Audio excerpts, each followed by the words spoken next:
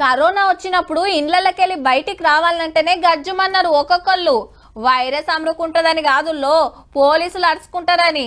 తొవ్వ మీద ఎవ్వరు గానొచ్చినా ఉరికిచ్చుడు. డ్రోన్లు సుతా ఎగరేసుకుంటా జల్లడబట్టిండ్రు, ఊరవతల గిట్ల కమాయి చేస్తుంటారని. వాళ్ళు ఏం చేసినా పబ్లిక్ కోసమేనాయే. అయినా గప్పటి ముచ్చట్లు ఇప్పుడెందుకు యాడ్ చేస్తున్నట్టు అంటారా? గీ వార్త చూస్తే అవన్నీ కండ్లల్లా గిర్రున తిరుగుతాయి మళ్ళా. వచ్చారు అనగానే దబ్బున కిక్కు కొట్టి బండిని దంచుడు.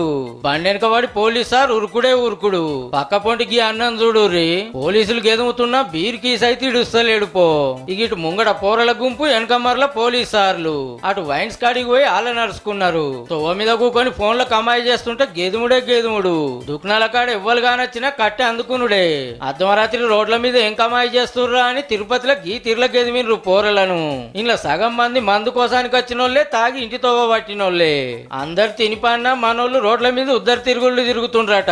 అడ్డమైన తాగుడు, గంజాయి గుప్పుడు, అచ్చిపోయేటోళ్ళని తిట్టుడు, ఆడపిల్లలను చిడాయించుడు నడుస్తుండే వరకు ఇంత పనికున్నారు తాతలని గిట్ల తలిగిర్రన్నట్టు. ఇదే ఫస్ట్ ఉన్నట్టుంది. లాఠీలు లావట్టిర్రు గాని ఒక్కలను సుత కొట్టలే.